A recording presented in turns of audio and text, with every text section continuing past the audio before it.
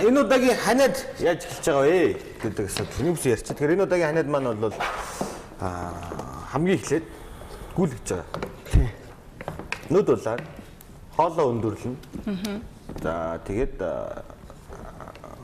ерөнхийд бол айхтар ханиалгаад хахад ханиалгаж байгаа зүйл бол огт байхгүй. Зүгээр л хамгийн ихний шинж тэмдэг маань бол тухайн хүн маань гүйлгээд эхэлж байгаа бол. Том хүн хүүхэд яг адилхан. Хүүхд дээр өгж байгаа шинж тэмдгүүд бол яг их гүйлгэж байгаа. Дандаа гүйлгэж байгаа. За тийм гот энэ дээр яаж байгаа гэхээр манайхаа өөрсдөө дор мэдээд нөгөө Linux ч гэдэм үү те хорсоол ч гэдэм үү. Иймэрхүү зүйлүүдээр сайхан бөмбөгдөөд хүүхдээ.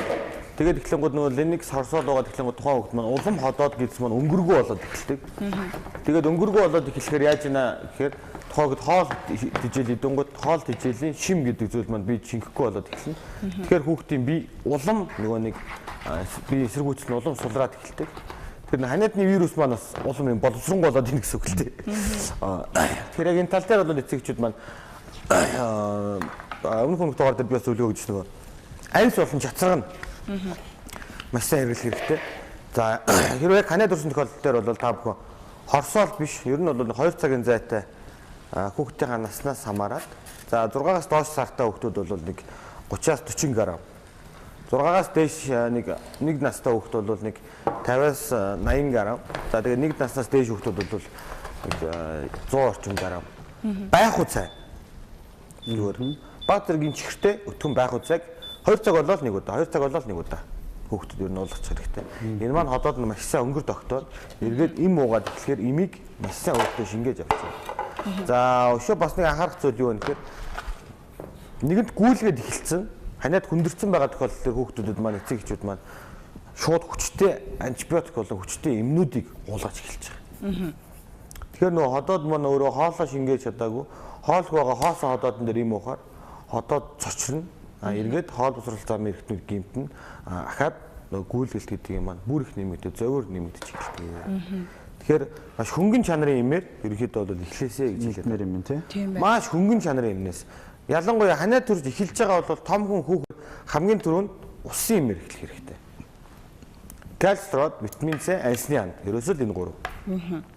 Кальцрод, витамин С, ансны ан. Тэ энэ гурав бол маш хөнгөн имэнд орж байгаа. Тэгэхээр энэ гурвыг аваж ансны андыг бол 6 цагаас хойш ууж огт болохгүй. Яагаад тэр ансны анд гэдэг маань юунд сайн бай гэдгийг хэлээд байгаа юм бэ гэхээр ягаад имийн аргаар гаргаад авсан ансны анд маань одоо ингээ баазгийн хүүхдүүд юм уу том хүн ингээ шингэн устай байж байгаа ингээ цээжин дээр ингээ хэржнээд эхэлдэг шүү дээ. Энийг цэвэрлэдэг. Хүүхдийн шингэн усыг одоо цээжинд нь юм байна уу сонсоод өгөөч гэх хүмүүс аяг асуудаг. Юугаар сонсох гэж байгаа өөрөөсөө мэдэхгүй. Тэгэхээр энэ болгоныг цэвэрлж энэ болгон урчин сэргийлдэг маань өөрөө ансны анд. Тэгэхээр витамин С, кальцрод, ансны андыг хамгийн түрүүнд аваад тэний 3 хоногоос илүү ууж болохгүй. 3 хоног л уух хэрэгтэй. 3 хоног уугаад та үлдсэнийг асгана уу, хаяна уу хамаагүй.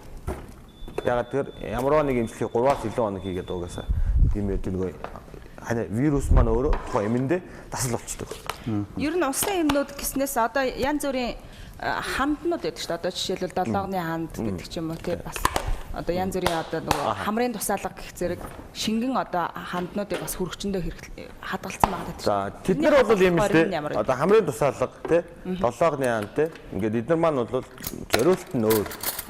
За ханиадны юм гэдэг нь энэ усан эмнүүд маань бол хадгалах хугацаа нугасаа зарснаас хойш 72 цаг дотор 96 цаг л өгдөг. Тэгэхээр бол энэ имийг 3 хоног уугаад болчих болно. За тэгээд